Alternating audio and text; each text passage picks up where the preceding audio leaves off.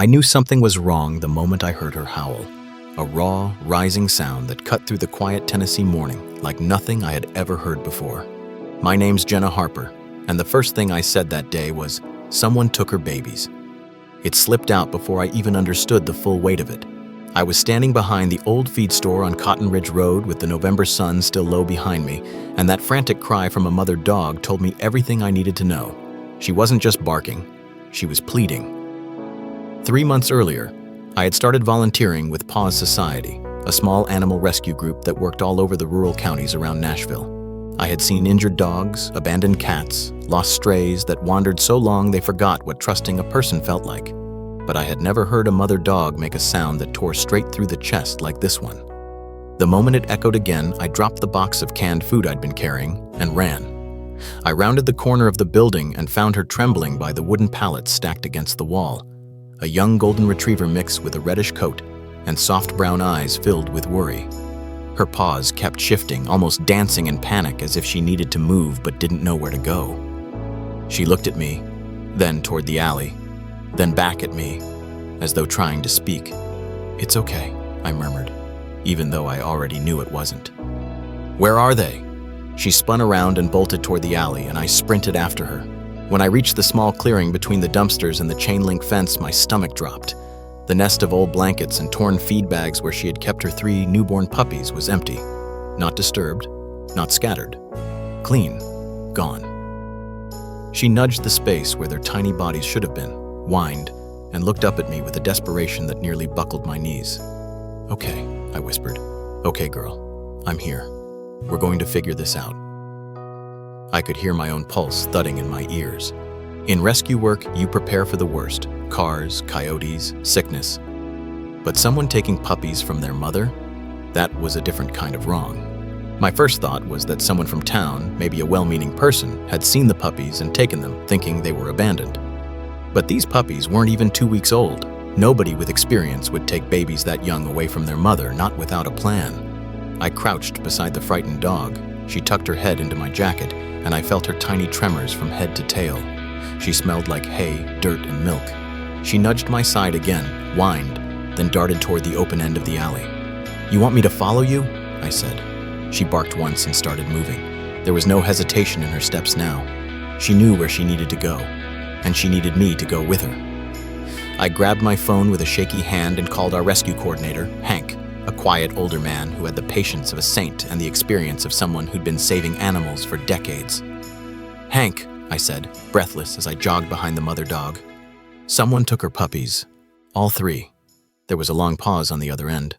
"Tell me where you are," he said. I rushed through the details, then added, "She's leading me somewhere. I think she knows who took them. You trust her?" "Yes," I said, without thinking. Another pause.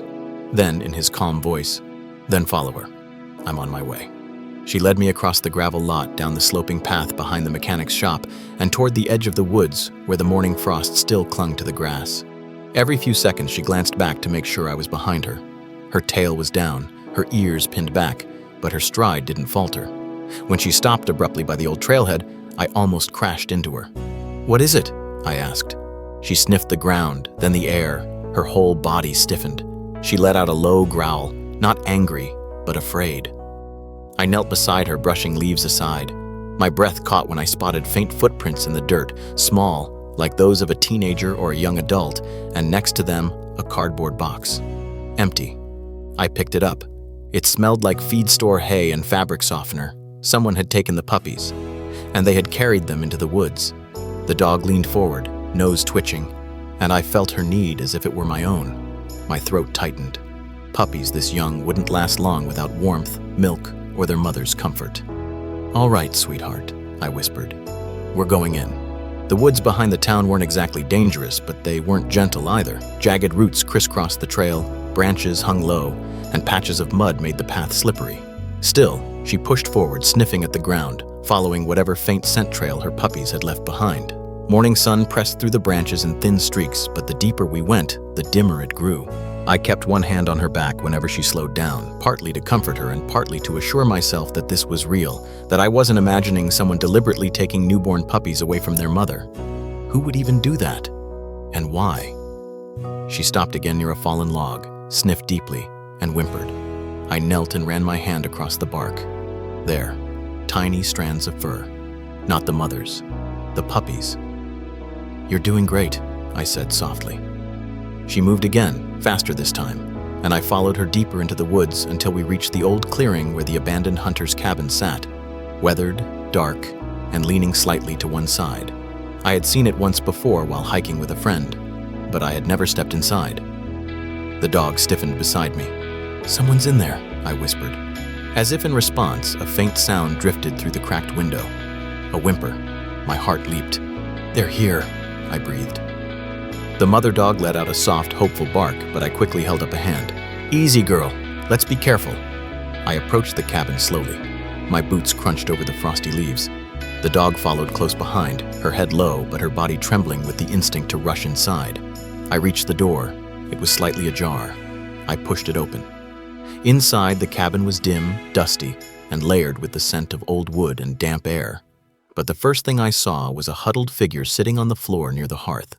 A young woman, maybe 20 or 21, her long, light brown hair falling around her face.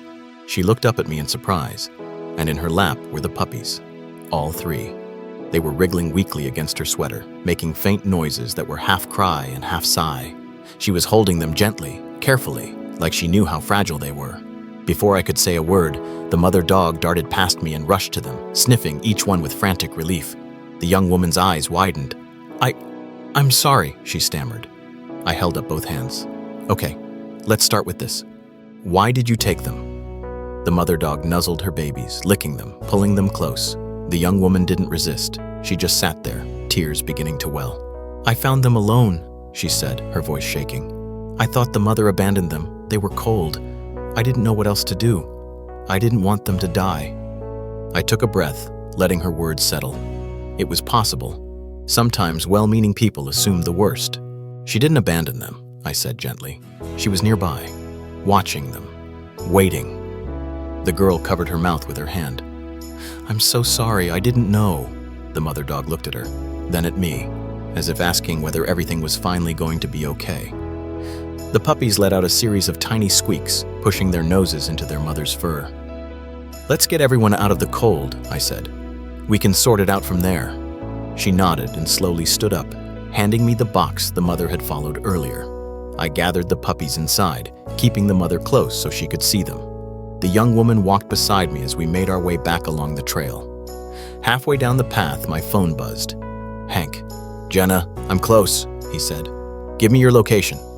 I shared it and told him we had found the puppies and the person who took them. Good, he said simply. We'll figure out the rest. By the time we emerged from the woods, Hank's old white truck was parked by the trailhead. He stepped out, sturdy as ever, his gray hair tucked under a faded cap. He looked at the young woman, then at the dog pressed against my leg, trembling less now that her babies were near. Everyone okay? He asked. We will be, I said. The young woman wrung her hands nervously. I didn't mean to cause trouble. Hank nodded slowly. Next time, call someone. We help folks like you all the time. No shame in asking. Tears slipped down her cheeks. I just didn't know who to call. That's why Paws Society exists, he said.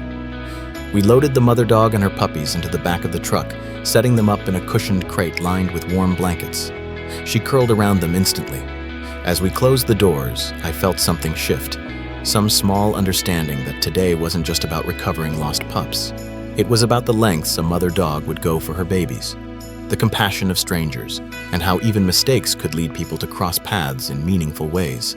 The young woman stood by her car, wiping her eyes. Can I check on them later? She asked softly. Hank glanced at me. I nodded. Yeah, we can arrange that. The mother dog lifted her head from the crate and looked at all of us, as though she knew she had been heard, understood, and helped. As we drove back toward town, something settled inside me. This was only the beginning. And I had no idea then just how far this mother dog would go next, or how many hearts her story would touch before it was over. The drive back into town felt longer than usual, even though it was the same winding road Hank and I took every week when checking on calls from the far side of the county. Maybe it was because the mother dog, who still didn't have a name, lay curled silently around her puppies in the crate behind us, her eyes half open and alert, watching every shift of the truck with the careful attention of a parent who couldn't afford to relax. Or maybe it was because the young woman from the cabin, whose name I learned was Claire, was following us in her car the entire way. I could see her headlights through the back window, steady and close, like she didn't want to lose sight of the creatures she had almost accidentally separated. By the time we pulled into the gravel lot behind the Paws Society intake building, the morning frost had melted into thin puddles that reflected the sunlight in long streaks. Hank parked near the back door, the one closest to the medical evaluation room. He cut the engine and turned to me. "You handled things well," he said. I let out a breath I hadn't realized I was holding. "I hope so." He gave me one of his small, reassuring smiles. "You did. That mother trusts you. That matters." When I hopped out of the truck, the mother dog immediately lifted her head, her ears pricking up. I hurried to the back and opened the crate door just enough for her to see me. She whined softly, not anxious now, just communicating. "You're safe," I whispered. "You're all safe." Claire parked a few spaces away and stepped out of her car, her arms wrapped around herself. She approached us slowly, like she wasn't sure whether she belonged here or not. "Can I help carry anything?" she asked. Her voice was small and apologetic, but there was something hopeful there too, something that made me glance at Hank. He nodded gently. "You can open the door for us," he said. She hurried to do that, and as she pulled the heavy metal door open, Hank and I each lifted one side of the crate. Inside, the puppies nudged blindly at their mother, who curled protectively around them. We carried them into the building and down the hall to the intake exam room. The space smelled faintly of disinfectant and the sweet scent of the dog-safe laundry detergent we used for blankets. The stainless steel exam table gleamed under the overhead lights. The mother dog stiffened the moment she saw the room. "It's okay," I murmured. "We'll stay right here with you." Hank stepped aside to call our volunteer veterinarian, Dr. Wallace, who always took cases like this seriously. I stayed by the crate, letting the mother dog see that I wasn't leaving. Claire lingered awkwardly near the open door, her hands clasped together. She looked overwhelmed by everything. Maybe by guilt, maybe by relief, maybe by the realization of how easily misunderstandings could spiral. After a moment, she spoke. "Will they be okay?" "They're here now," I said. "That gives them the best chance." The puppies wriggled, tiny paws pushing at their mother's belly. She licked each of their heads one by one, calming them. "You didn't hurt them," I added. "You were trying to help." Claire blinked quickly, tears threatening again. I saw them cold and alone. I grew up out here and people talk about dogs leaving their litters all the time. I thought that's what happened." "It happens," I said gently. "People make assumptions when they don't know the full picture. You did what you thought was right." Hank returned and cleared his throat. "Doc Wallace is on her way. Should be here in 15 or 20 minutes. Let's get everything ready." We moved around the room, prepping the scale, laying out more blankets, filling small bowls of warm water. Through it all, the mother dog watched us carefully, her gaze shifting as though she was measuring each person's intentions. "You know," I said softly, kneeling by her crate, "we should probably give you a name." She blinked at me, her expression open in that gentle, trusting way only dogs manage to convey. "Any ideas?" Claire asked quietly. I looked at the mother dog again. She had walked through the woods without hesitation, followed a scent trail that was barely detectable to humans, and refused to give up on finding her babies. She was young, but something about her carried a quiet strength. "How about Maple?" I said, "like the trees out by the trailhead. She led us there." The mother dog lifted her head as if acknowledging the sound. "Maple," Claire repeated. "I like it." And just like that, the name felt right. When Dr. Wallace arrived, she breezed through the door with her medical bag slung over her shoulder. She was in her mid-40s, blonde, with a calm face that always made stressed animals settle faster. "All right," she said, setting her bag down. "Who's our new mama?" I stepped back so she could see Maple. The mother dog perked up but didn't growl. She just watched. "She's protective," I warned, "but she's been trusting with me so far." Dr. Wallace crouched slowly, staying a respectful distance away. "You're okay, girl. I'm just here to help your little ones." Maple sniffed the air, then the doctor's outstretched hand, before resting her head near her puppies.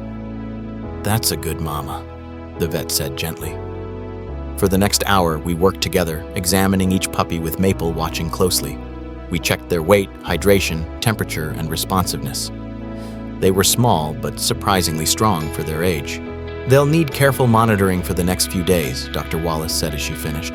But they're stable, and the mother looks healthy. I let out a slow breath. Thank goodness. Claire sank into the nearest chair, looking relieved beyond words. You really care about them, I said to her. She nodded, pushing hair behind her ear. I didn't think I did until I thought I'd done something awful. I'm glad you're here for them. Paws Society exists because of people like you, Hank said. People who care, even when they don't know all the details. Next time, just call us first. She managed a small smile. I will. Once Maple and her puppies were settled into one of the quiet recovery rooms, a clean, warm space with soft bedding and dim lighting, I stayed behind while Hank and Dr. Wallace moved on to other tasks. Claire hovered by the doorway. Do you mind if I come by tomorrow, just to make sure they're doing okay? Not at all, Ian, I said. I think Maple might appreciate familiar faces. As if on cue, Maple lifted her head again. She wasn't trembling anymore. She lay curled around her puppies with that contented heaviness unique to new mothers. She's beautiful, Claire whispered. Yeah, I said softly. She really is. The afternoon passed slowly. I checked on Maple every hour, making sure she had food and water. She ate little at first, too focused on her puppies, but eventually she nibbled at the warm, wet food I set near her bed. As the day faded into evening, a golden glow filtered through the room's single window. The puppies were asleep, wriggling occasionally in dreamlike movements. Maple watched them with heavy but peaceful eyes. You did so well, I whispered. She looked up at me, and for a moment the room felt gently suspended in time, like the world outside had paused to let her rest. But even as the room felt quiet, I couldn't shake a nagging thought. Why had Maple been living behind the feed store in the first place? Stray mothers usually chose safer, more hidden places to give birth. The pallets and old feed bags didn't offer much protection from the cold or from people. Had she been abandoned, driven away from another location, or was she drawn to the store because she expected food to be nearby? Questions like these lingered in my mind long after I left the building. That night, when I got home to my small apartment across town, I found myself unable to settle. My cat, Milo, hopped onto the couch beside me, purring loudly, trying to anchor me to a calm I couldn't quite reach.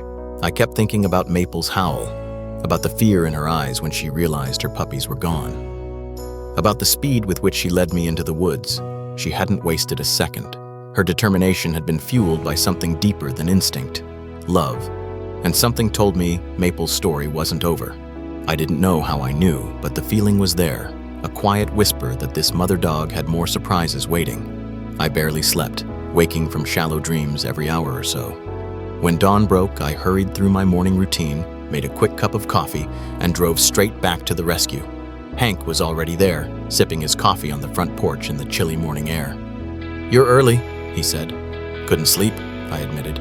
Thought so, he replied with a knowing look. We walked inside together. The building was quiet at this hour, with only a few volunteers bustling around the main room. When we reached Maple's recovery room, I paused at the doorway. She was awake, her head lifted, her ears pricked at the sound of our footsteps. The puppies were nursing peacefully, their tiny bodies nestled against her warm fur. Morning, Maple, I said softly. She wagged her tail once. It was a small gesture, but it filled the room. For the next hour, I cleaned her bowls, refreshed her bedding, and checked the puppies' temperatures. Everything looked good. But as I packed up the thermometers and records, Maple suddenly stiffened. I froze. What is it? She lifted her nose to the air, sniffed intently, then stood and faced the door. That's new, I said. Maple nudged the door with her nose. She wants out, Hank said. But why? I whispered. Maple looked at me, then at her puppies, then back at me again. She let out a short bark, not panicked, not distressed, urgent. What is it, girl? I crouched beside her. What do you need? She nudged the door again. You think she has to go outside? Hank asked. Maybe, I said. But this feels different. She wasn't pawing to relieve herself. She was communicating. Let's take her out, Hank said, carefully. I moved toward the mother dog, and she waited patiently as I clipped a soft lead onto her. But just as I did, she did something unexpected. She stepped away from the puppies, voluntarily. She gave them a quick lick on their heads, then stood by the door, waiting. Where are you going? I whispered. Hank watched her closely. Maybe she wants to show us something. My heart thumped once, hard. I'll get someone to sit with the puppies, Pool, I said. Maple paced nervously until one of our volunteers came in to stay with the babies.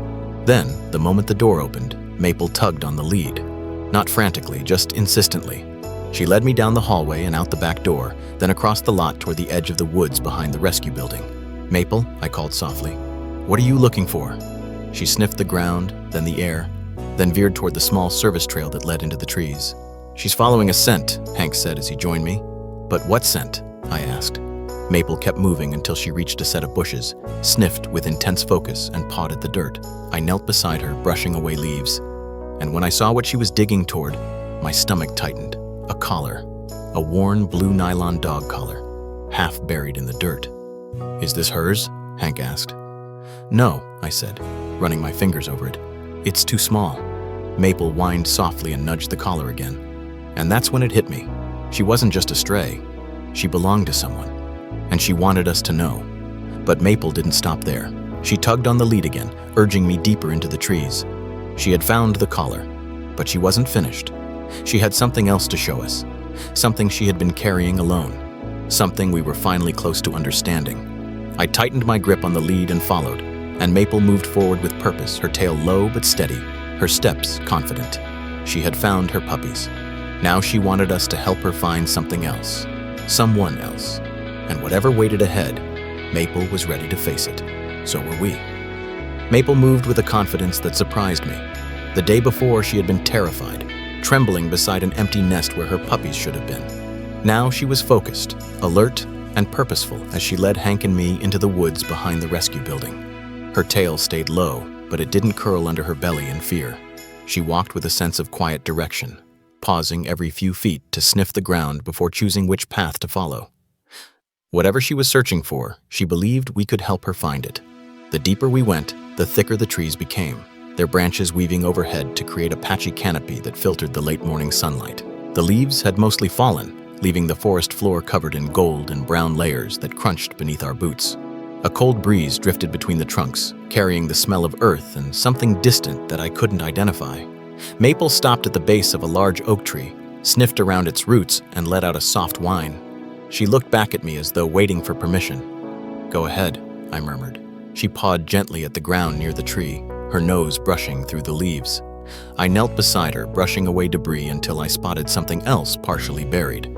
A small red rubber ball, the kind you'd find in the toy aisle of any supermarket. Hank crouched next to me. "Looks like a dog toy." "Not one of hers," I said. "She's too young to have been carrying this around." Maple nudged the ball toward me, then lifted her eyes to meet mine. There was a look in them I couldn't quite decipher. Sadness, recognition, memory. "She knew whoever owned this," I said softly. Hank rubbed his chin. "She's showing us pieces of her past." The idea made my chest tighten. I tucked the ball into my jacket pocket. "Okay, Maple, what else?"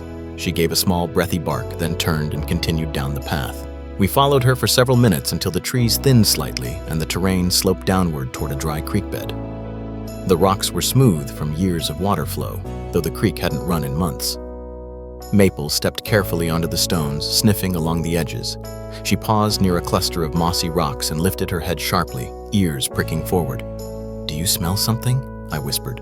Maple walked slowly to the right, following an invisible trail. She reached a large fallen log and sniffed along its underside. Then she froze. A quiet sound echoed faintly through the woods. Not a bark, not a growl.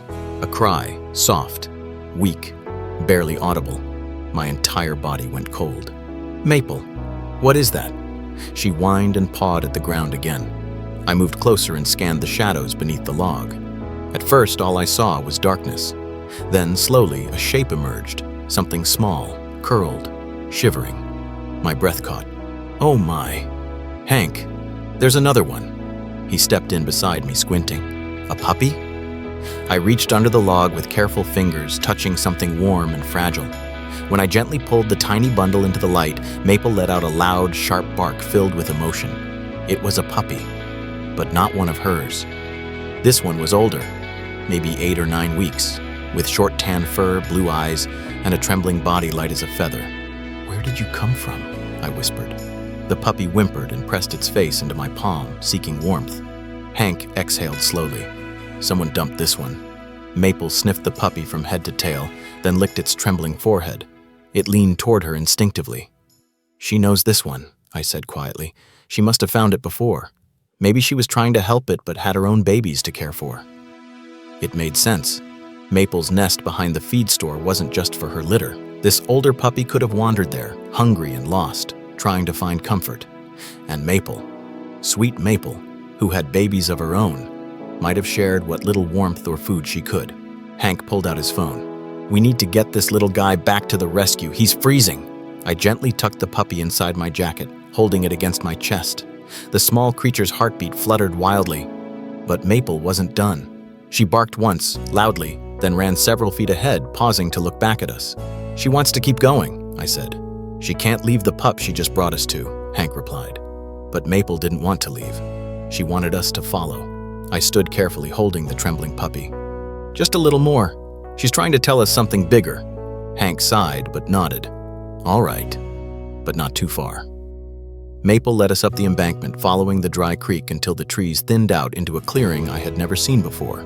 At the far end of the clearing stood an old campsite, collapsed tent, scattered cans, an extinguished fire pit, and pieces of clothing half buried beneath leaves. Maple approached the torn fabric of the tent and sniffed it intensely. She walked in slow circles, examining the area with the same focus she had when searching for her puppies. "Someone lived here recently," Hank said quietly. "A person?" I asked. "Or more than one? Do you think Maple belonged to them?" Maple stopped suddenly and stared at a patch of flattened leaves near the side of the tent. I followed her gaze and knelt. Something shiny peeked out from the foliage. I brushed it aside. It was a small metal name tag, the kind you might find on a child's backpack. I picked it up. The engraving was faded but readable. Lucas. My stomach tightened. Behind me, Hank exhaled slowly. "This is starting to make sense." I shook my head. "No. What do you mean?" He pointed to the half-buried items surrounding the campsite. "Kids stuff, a ball, a name tag, tiny shoe prints. Whoever lived here wasn't just an adult." "You mean a family?" He nodded. "Do you think they abandoned Maple?" I asked softly. "Or left in a hurry," he said. "Life can get messy for people living rough." I looked at Maple, who now sat beside the collapsed tent, watching us carefully. Her eyes were calm, but full of something deep and knowing. "She didn't just show us where she came from," I said. "She showed us someone else she was trying to help." I looked down at the small puppy shivering inside my jacket, and she didn't want to leave him behind. Maple looked between me and the tiny pup, then let out a small bark, as if agreeing.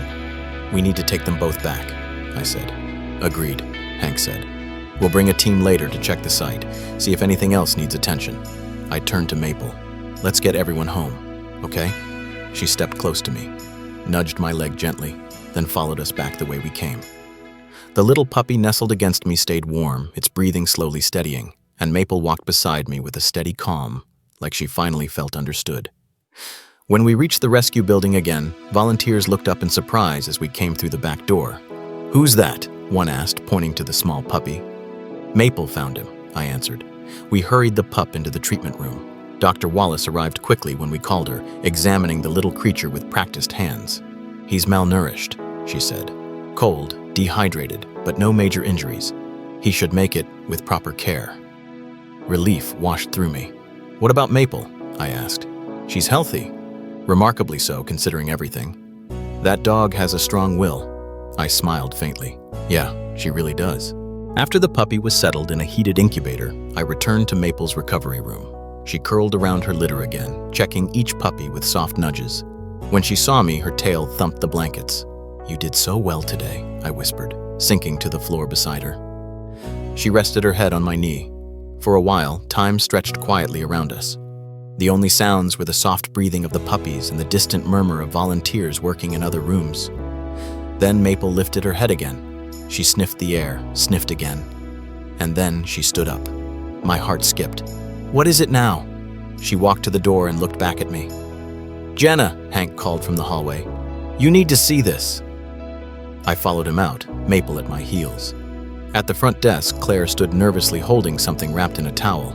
A small movement came from inside the bundle. Her voice shook. I think Maple might know something I didn't." She opened the towel. Inside was another puppy. Where had it come from? And why had Maple led us to the woods at the exact moment Claire had found this one? Questions swirled, But one thing was suddenly unmistakably clear. Maple's story wasn't just about a mother searching for her own puppies. It was about something larger. A web of lives woven through the woods, the town, and people who were trying desperately to help in their own flawed ways. And Maple wasn't done guiding us. Not even close. She nudged my hand and looked up, her brown eyes steady. Whatever truth she wanted us to see, it was still waiting out there, and she trusted us to follow. So we would. I knew from the moment Claire stepped through the front entrance clutching that towel-wrapped bundle that the day ahead would not be quiet. Something about the way Maple had stiffened moments before Claire arrived had already told me the threads of this story were still unwinding, still connecting in ways we hadn't grasped yet. And when the towel opened to reveal yet another puppy, tiny, trembling, and clearly not from Maple's litter, it felt like the woods themselves were whispering that we had missed something important. The puppy inside the towel was smaller than the one Maple had found beneath the log, but older than Maple's own babies. Its fur was black with patches of cream around its eyes, like it was wearing a little mask. Despite its shaking, it tried to push its head upward, as if searching for something familiar. Claire's voice wavered. I didn't know what else to do. I found him near my mom's old barn. He was crying, hiding under one of the broken planks out back. I reached out and gently touched the puppy's head. Where exactly was he? On the north side of the barn, she said, adjusting her grip. About a mile from here. I swear I've never seen him before. Hank stepped closer, peering at the small pup. Same breed mix as the one Maple found? I nodded. Looks like it. Same age, too. Maple approached slowly, sniffing the puppy with soft, gentle breaths. Then she let out a low whine. Not fear, not sadness, but something like recognition. I looked at her carefully. Maple, did you know this one too? Maple nudged the puppy with her nose, then looked at me, tail giving one faint wag. She did, I murmured, which meant Maple had been trying to help more than one abandoned puppy before we ever found her behind the feed store. The picture was getting clearer. Maple had been protecting her own litter, but also any others she stumbled across. A mother 3 times over. Let's get this one inside for evaluation, Dr. Wallace said, stepping forward. I nodded, motioning for Claire to follow us into the intake room again. Maple followed, refusing to leave the puppy's side. As the vet checked the little black and cream pup, I noticed a pattern emerging in the size, the age, the fragile state of the foundlings. These weren't from Maple's litter, nor from each other. They were from different litters entirely, all far too young to be alone. Something wasn't right. When did you find this puppy? I asked Claire. Just before I came here, she said. About 20 minutes ago. I heard him crying when I went to feed the chickens. Any sign of a mother dog nearby? No, she said softly. It was just him. Dr. Wallace finished her quick assessment. Same as the other one, she said. Malnourished and chilled. They weren't cared for long. Maple whined again and nudged my leg. She wants to search again, I said. Hank folded his arms, concern clear on his face. Jenna, we can't let her wander the woods all day. She's got her own puppies to care for. I know, I said. But what if she knows there are more? What if these aren't the only ones? He ran a hand through his hair. Even if she does, we need to manage this carefully. We'll gather a team this afternoon and do a proper sweep. That might be too late, I whispered. Hank looked at Maple, who stared back at him with a steady, pleading gaze. Finally, he sighed. All right, one more short search, but no deeper than yesterday's trail. And we take 2 more volunteers with us. Maple's tail wagged at the sound of his voice, like she knew he had agreed. Nearly an hour later, Maple led the same small group, me, Hank, and 2 volunteers named Sarah and Luke, back to the woods. She walked more urgently than before, as if time mattered. I kept her on a long lead, giving her space but making sure she didn't dash ahead unchecked. The woods were different today, quieter, heavier, as though holding on to a secret. Maple sniffed the ground intently, weaving around fallen branches, stopping at certain trees, then discarding their scent for another. She's on a trail, Luke whispered. Yeah, I said, but not one I can smell. We followed Maple down the sloping path toward the dry creek bed again, but this time she didn't pause. She kept moving east along the rocky edge, her nose low, her tail stiff. Then she stopped abruptly, staring ahead. The clearing opened before us, the same abandoned campsite we found yesterday. Only now it wasn't silent. I heard something, a faint, rhythmic sound, scratching, soft scratching. My heart leapt into my throat. Over there, I whispered, pointing toward the partially collapsed tent. Maple bolted forward, pulling me along. She stopped at the far wall of the tent and pawed at a mound of leaves. Sarah knelt beside her and gently brushed the leaves aside. "I see something." A small wooden crate lay half buried, its lid slightly cracked. And inside, I gasped as I lifted the lid. 3 tiny puppies, eyes closed, weak, barely moving. A cold rush went through me. "What kind of person leaves them like this?" Sarah whispered. Luke picked up a torn sweatshirt lying beside the crate. Maybe someone was living here, or staying here off and on. But this, he shook his head. Maple sniffed each puppy, nudging them softly, then let out a high whine that made my throat tighten. "These pups wouldn't have lasted much longer," Hank said grimly. I scooped the 3 puppies into my arms, trying to provide warmth. "We need to get them back now." Everyone nodded.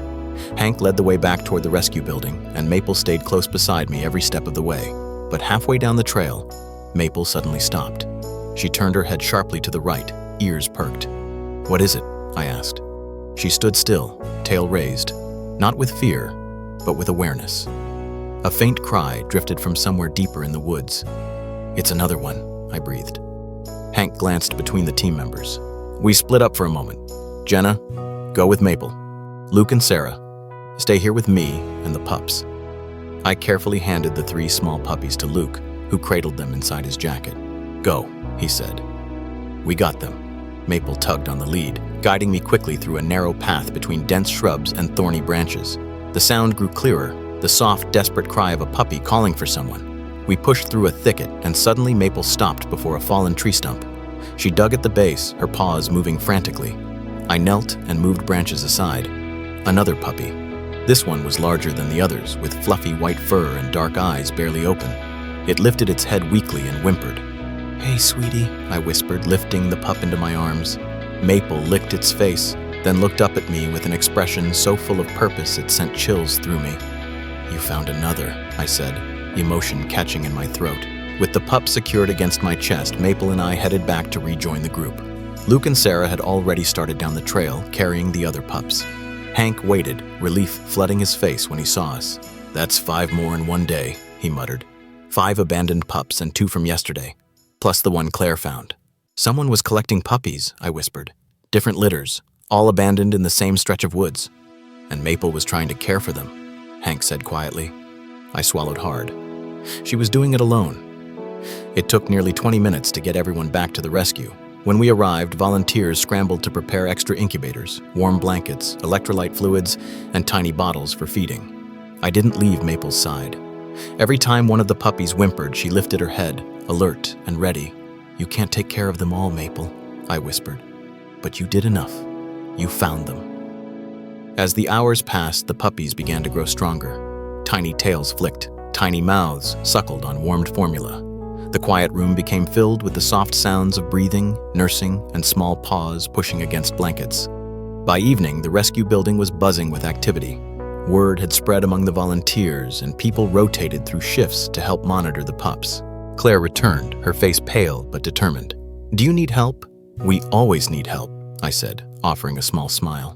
She gently took over feeding one of the older abandoned pups, her hands steady despite everything she had been through in the past day. I sat beside Maple, who now rested but kept her eyes open, watching every volunteer, every movement. "You did more than anyone could ask of a mother," I whispered to her. She nudged my hand, then rested her head on her paws. As night settled over the rescue center, the building grew quieter. Most volunteers went home, leaving only a few of us to take the night shift. I remained beside Maple's room, sitting on the floor outside her door with a blanket draped over my shoulders. The fluorescent lights hummed overhead. The ticking clock above the hall doorway sounded louder than usual. The world felt small, tucked into this rescue building, filled with hope and fragile lives. Hank came down the hallway with 2 steaming cups of tea. "You need this." I accepted one gratefully. "Thanks." He sat beside me. "You okay?" "I'm processing," I admitted. "Why would someone leave so many puppies behind? From different litters, all in the same area?" "That's what bothers me," he said. "This wasn't one accidental abandonment. This was repeated, intentional." I shivered. "You think someone was collecting them?" "Possibly," he said. "Or breeding irresponsibly and dumping the ones they didn't want." The thought made my stomach twist. "I hate that Maple had to find them first," I whispered. But she did find them, Hank said quietly. She saved them. We wouldn't have known otherwise. I looked toward Maple's door. Through the small window, I could see her curled around her own puppies, peaceful but still alert. She knew they needed help, I said softly. And she trusted you to help her help them, Hank added. A warmth settled through my chest mixed with an ache I couldn't fully name. I finished my tea and set the mug aside. Tomorrow, we need to search further, find whoever did this, or whatever they left behind. I agree, he said. But even as we spoke, I sensed Maple was still holding on to something else. Another piece of her story she hadn't shown us yet. And when she woke the next morning and nudged the door with a quiet insistence, I knew she wasn't done. She had more to reveal, more lives to connect, more truths waiting under the surface. And I had a feeling the next part of her story would change everything we thought we understood. Maple woke the next morning with a restless energy that spread through the entire rescue center like a quiet, persistent ripple. I felt it the moment I walked through the doors at dawn, the building still dim and hushed, the volunteers from the overnight shift yawning as they finished their logs. The air held that sense of uneasy anticipation, like something was about to shift, like the story we had been unraveling piece by piece was preparing to reveal its next knot. I visited Maple first, as I always did. She lifted her head from her nest of blankets when I stepped into the room, her eyes bright despite the long night. Her puppies slept against her belly, their tiny breaths steady and warm. The older abandoned pups had been moved to the isolation nursery for close monitoring, but Maple still listened for their sounds every few minutes, as though she had absorbed responsibility for them long before we even found her. "Morning, girl," I whispered, kneeling beside her. She nudged my hand, then stood slowly, careful not to disturb her babies. She stretched, tail brushing the wall before making her way to the door. She paused, looked back at me once, then touched the door with her nose. "You want to go out?" I said softly. She nudged the door again. I glanced down the hallway. The rescue center was quieter at this hour. Only 2 volunteers were around, cleaning the main rooms and prepping feeding schedules. Hank wasn't here yet. "All right," I said. "Just a short walk. Let me get your lead." Maple wagged her tail once, a restrained, purposeful motion. Moments later, we stepped outside into the crisp Tennessee morning. The air smelled like damp earth and pine needles, the sky pale blue with streaks of pink. Maple didn't linger to sniff the yard or greet the familiar scents near the back door. She headed immediately toward the edge of the woods. "Maple," I murmured, tightening the lead slightly, "do you want to show me something again?" She paused, looked up at me, then continued forward. And just like that, I knew today wasn't going to be simple. We walked toward the thin trail that cut into the trees, a trail I was becoming far too familiar with. The woods behind the rescue had become an entire world. Maple seemed determined to guide us through piece by piece. Each time she walked here, I felt like I was following a memory she couldn't communicate any other way, but today felt different. She wasn't sniffing aimlessly or following diversionary trails. She moved with a steady intensity, stopping only when the path split into 2 overgrown roots. She sniffed the left path, the one we had taken yesterday toward the abandoned campsite, then turned abruptly toward the right. "We haven't gone this way yet," I whispered. She gave a soft bark. "All right," I said, lead the way." We followed the lesser-worn path deeper into the woods. Branches hung lower here, brushing against my shoulders. Maple wove around thorny patches with practiced ease, never pulling hard on the lead, just guiding gently, as if she knew I needed to be near but couldn't move as easily. The woods grew darker, the trees closer, the air colder. I heard the distant hum of morning traffic from the highway, but here everything felt quiet, muted. After several minutes, Maple stopped abruptly. A faint sound drifted through the trees. Not crying, not scratching. Something heavier. Footsteps. I froze. Maple tensed. "Hello?" I called cautiously. The footsteps paused. Then slowly, a person stepped into view from behind a cluster of cedars. A man, probably in his late 50s, wearing a faded brown jacket, worn jeans, and boots that looked older than I was. His face was lined, his light hair thinning beneath a cap. He wasn't threatening, just surprised. He looked from me to Maple, brows lifting. "You lost?" "No," I said carefully. Maple, was leading me." He stared at Maple for a moment, then exhaled. "That's her name, Maple?" "Yes," I said. Do you know her?" He hesitated, then nodded. My breath caught. Maple stepped forward a few inches, sniffing the air, her tail stiff but not tucked. She recognized this man. "I saw her a few times, he said, a couple months back. Hurt my heart to see her out here alone." Alone. The word hit harder than I expected. "You saw her near here?" I asked. "Not far. Behind the old Hurley property." I tensed. The Hurley property sat farther east, land vacant for years since the family moved away. The old farmhouse was condemned, boarded up, half rotten. Maple nudged my leg and looked toward the man, as if asking him something silently. He watched her with a sorrow in his eyes. She was waiting for someone, I think. Always sitting by the porch. Rain, shine, it didn't matter. I swallowed. Waiting for who? He scratched the back of his neck. For the boy. My pulse skipped. The boy? "Lucas," he said. The name hit like cold water. Lucas.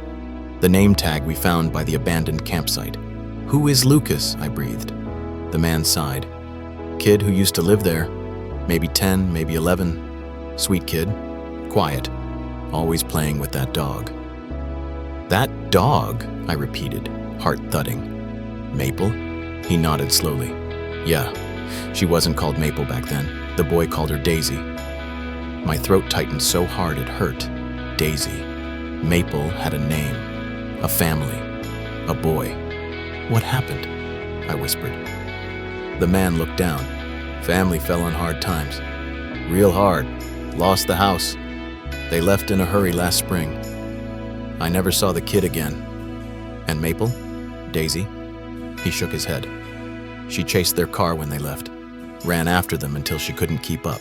I tried to call her back, but she wouldn't listen. Next morning, she was at the porch again. And the next. And the next." A lump formed in my chest. "She waited," I whispered. "For months," he said. "But they never came back."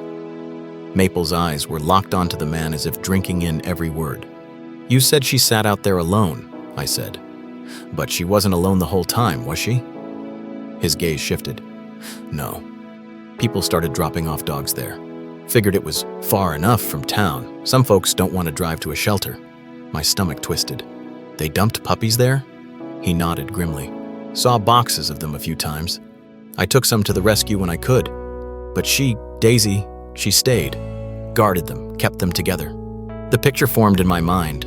A dog abandoned by her family, sitting watch on a rotting farmhouse porch, guarding random abandoned puppies because her instinct to mother something, anything, was stronger than her instinct for survival.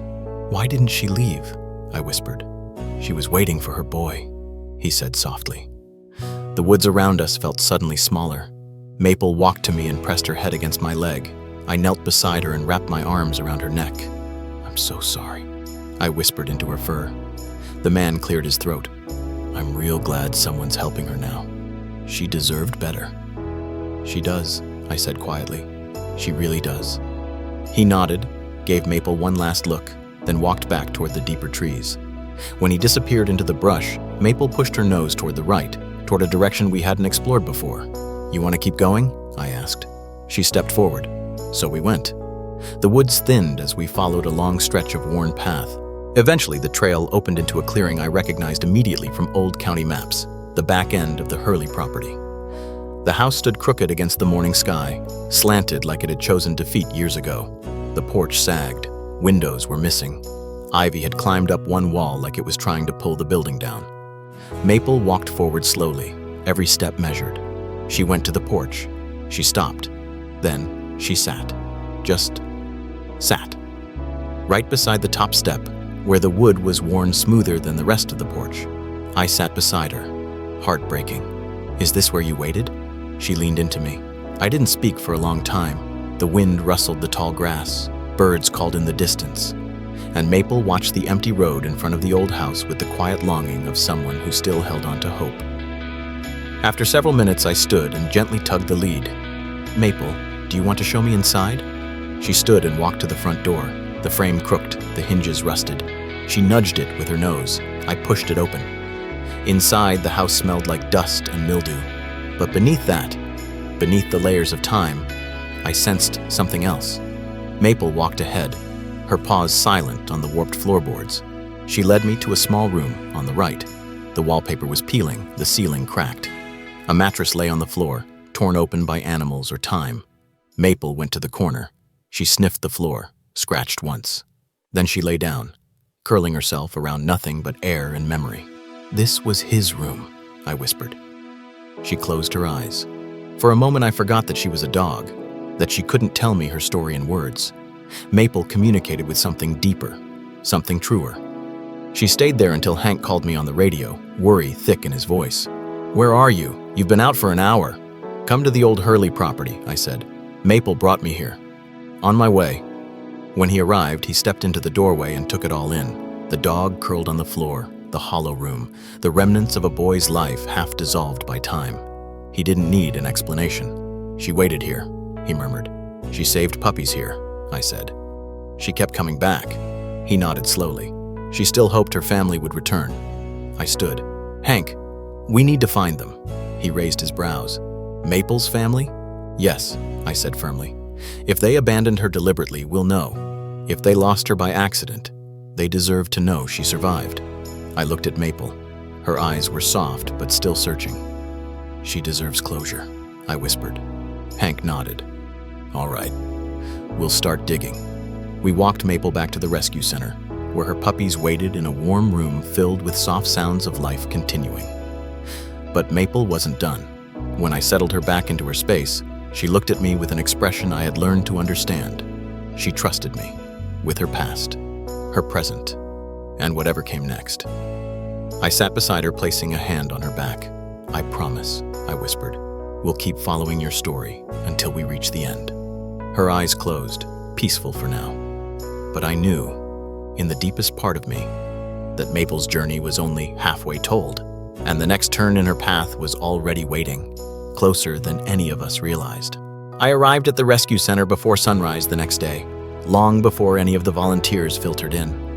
The air outside was cold enough to make my breath cloud in front of me, and the gravel under my boots crunched softly as I crossed the lot. A single light glowed inside the building, the one above Maple's room. Somehow I wasn't surprised. Maple had a way of making her presence known, even when she wasn't barking or pacing or nudging anyone for attention. Her story lived in the quiet spaces too, in the way she watched the door whenever footsteps approached or perked up whenever the wind carried unfamiliar scents from the woods. I pushed open the door and stepped inside.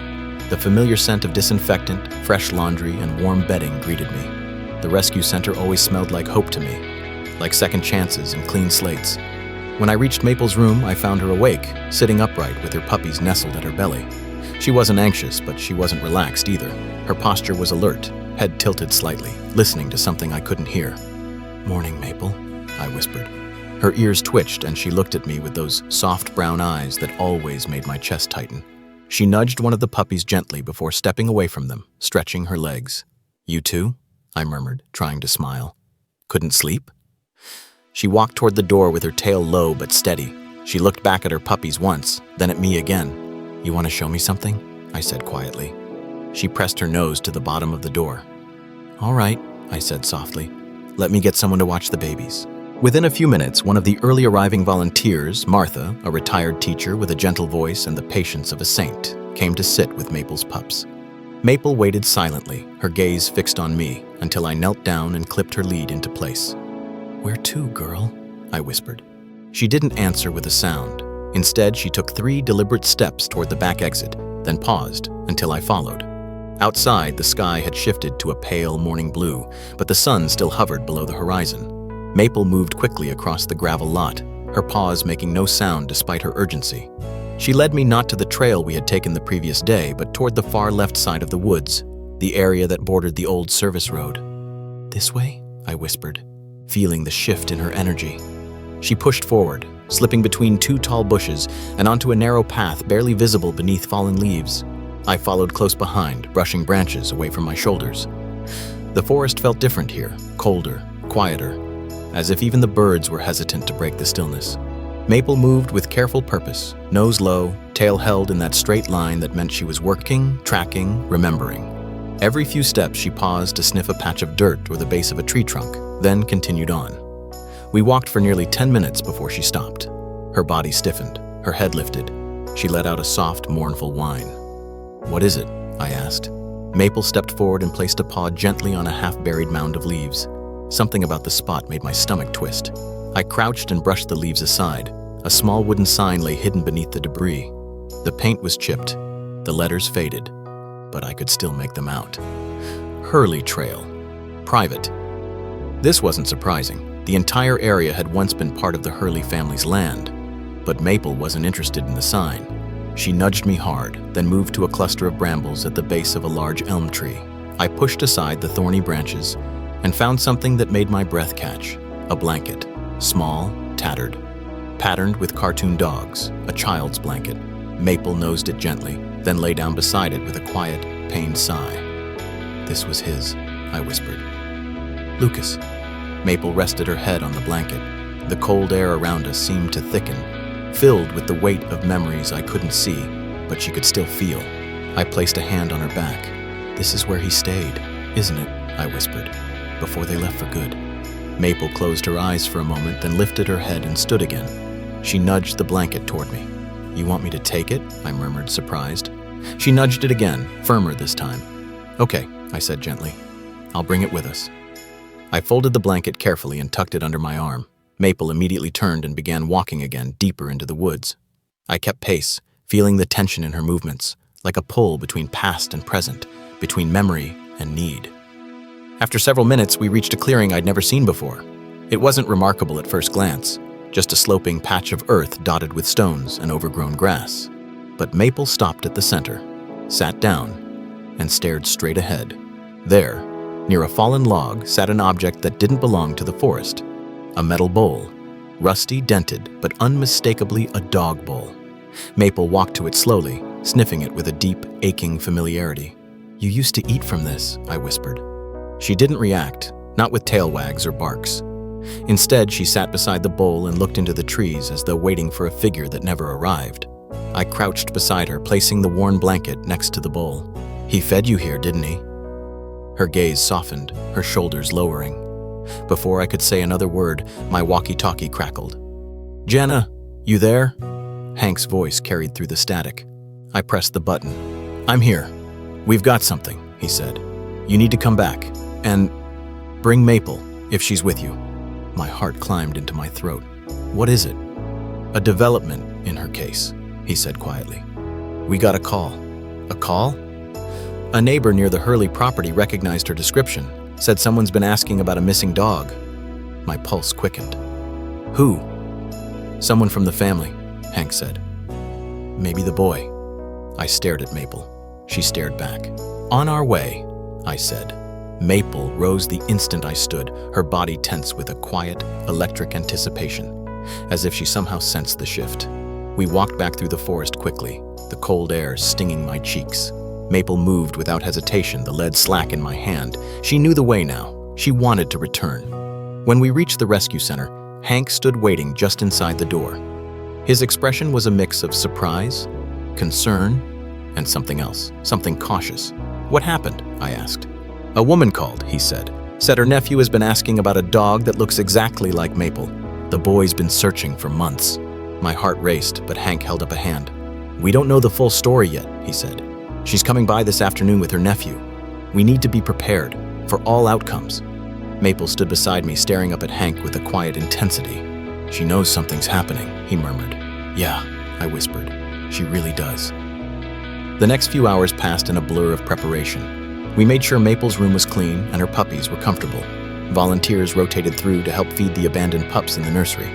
Claire stopped by again, bringing warm food and helping wherever she could. But my mind never drifted far from Maple's room, or the possibility that hung in the air like an unspoken question. Was Lucas really coming? Does he know she waited? Does he know she survived? A part of me feared the story would turn in a direction Maple wasn't ready for. What if the boy didn't want her anymore? What if the family had new circumstances that meant Maple couldn't return to them? What if the boy didn't even remember her? But another part of me, a deeper, quieter part, had a different fear. What if Maple remembered him so strongly that any distance between them would break her? Time crawled until the afternoon sun cast long, dappled shadows through the rescue center windows. Then the front door opened. A woman in her late 40s stepped inside, wearing a thick olive green jacket and holding a small purse. Her expression was cautious but warm, and beside her stood a boy. He looked about 11, thin, pale, with sandy blonde hair and light blue eyes that scanned the room quickly, anxiously. He clutched a small backpack strap so tightly his knuckles were white. Before I could speak, Maple lifted her head from inside her room. She heard him. The boy turned toward the sound immediately. His breath hitched. "Daisy?" he whispered. Maple stood. The boy froze. Then Maple walked toward the glass window of her room, tail trembling. "Daisy!" he cried, voice breaking. Maple let out a soft, choked sound I had never heard from her, a sound full of recognition and relief and longing. I opened the door to her room. The boy ran inside. Maple met him halfway. The moment they touched, boy kneeling on the floor, arms wrapped around her neck, Maple burying her face against his chest. The air in the room changed, filled with something so raw and real it made my eyes sting. "You're alive," the boy whispered. "I told them. I told everyone. I told them you wouldn't leave." Maple whined softly, licking his cheek over and over. The boy's aunt wiped tears from her eyes. I stood by the doorway, frozen, watching a reunion I hadn't dared to imagine. But even through the joy of that moment, a strange uneasiness tugged at me.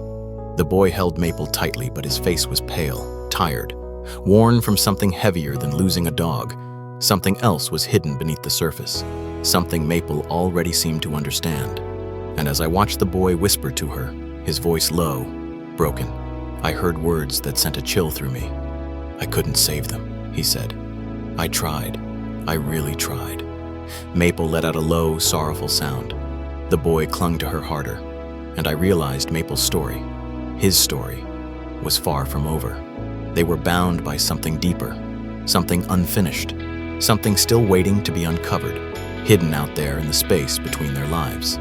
And whatever it was, Maple wanted us to follow it too. The way Lucas held Maple felt different from a simple reunion. It carried the weight of months of loss and silence, the kind that settles into a child's shoulders when life becomes too heavy too fast. As Maple pressed against him, nuzzling his neck with gentle reassurance, I stepped back to give them room. The boy's aunt hovered by the doorway, wiping tears from the corners of her eyes, her expression a mix of relief and aching sadness. After a few minutes, when Lucas finally loosened his arms from around Maple, he took a shaky breath and looked up at me. "She waited," he said quietly. "She always waited for me." "Yes," I whispered. "She did." He reached out and stroked Maple's head, fingers trembling. "I told my mom and dad we had to go back for her. I told them she didn't know what happened. But everything got so messed up." Maple rested her chin on his knee, looking up at him with soft, watchful eyes. The aunt stepped forward slowly. "He's been asking about that dog every week," she said. "Every time we drove past the old property on our way to my place, he'd look out the window for her." Lucas swallowed hard. "I saw people leaving puppies there," he said. "I wanted to take them all home, but we had to leave in a hurry. Everything happened so fast and I didn't know how to help them." His small shoulders shook once. Maple nudged him gently. "She found them," I said softly. "She kept finding them. Every abandoned puppy, she watched over them until we got them safe." He looked at Maple in awe, like he had always known she was special, but hadn't realized how far her heart stretched. "She's always been like that," he whispered. "She used to bring me things all the time when we played outside. Socks, sticks, even kittens once." A faint smile tugged at the corners of his mouth before fading again. "I never wanted to leave her. It wasn't my choice." The aunt knelt beside him, placing a gentle hand on his shoulder. "Your parents were overwhelmed," she said quietly. "They weren't thinking straight. They regretted a lot of things they did during that time." Lucas didn't answer. He just kept his hand resting against Maple's fur, breathing slowly, as though grounding himself in her presence. After a long moment, he looked at me with a seriousness few kids his age could manage. "Can I take her home?" he asked. His aunt inhaled sharply, then met my eyes. This wasn't a simple question, and she knew it. Maple had puppies here now, responsibilities. And there were the abandoned pups she had brought us, who had survived because of her relentless searching. "Lucas," she said softly, "we need to think about what's best for Daisy right now. She has babies."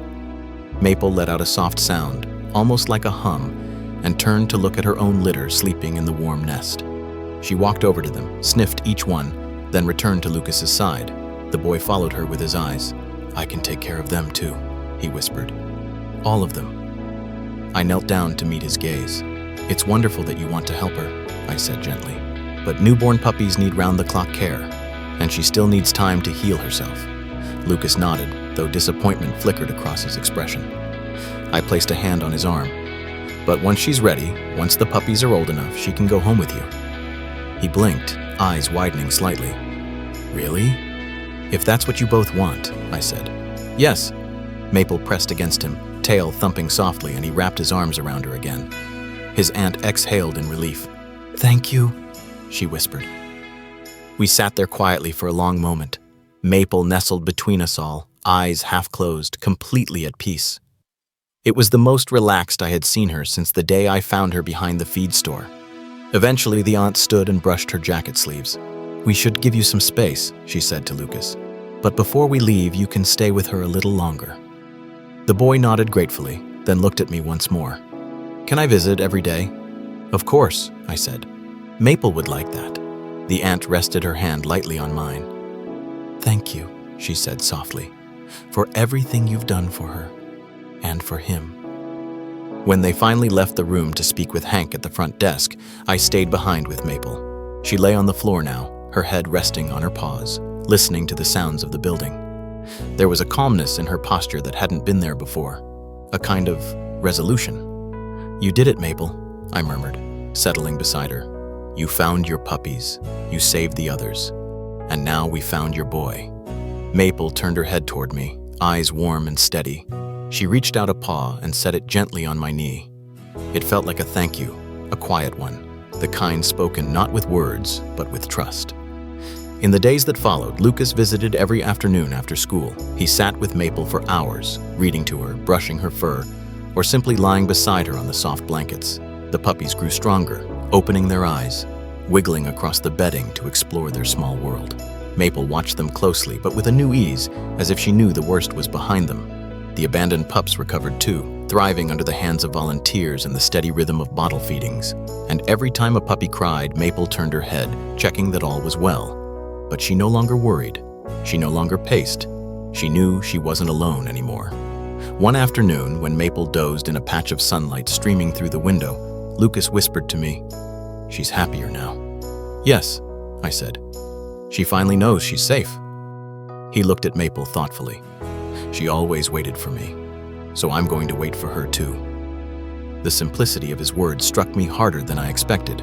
It was exactly what Maple had needed, what she had been holding on to for months through fear, hunger, cold, and loss. Someone waiting, someone who hadn't forgotten her. As the puppies grew and the weeks passed, the day finally came when Maple's litter was old enough to be weaned, when she could leave the rescue without risking their development. Volunteers gathered around her room, watching as Maple padded forward with her calm, steady steps.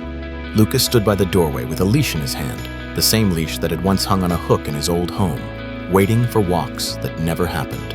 Maple moved to him, tail rising in a soft, happy wag. The boy clipped the leash onto her collar with practiced care, and Maple leaned into him the way only a dog who knows she is finally going home can. "Ready?" I asked quietly. Lucas nodded. "We're ready."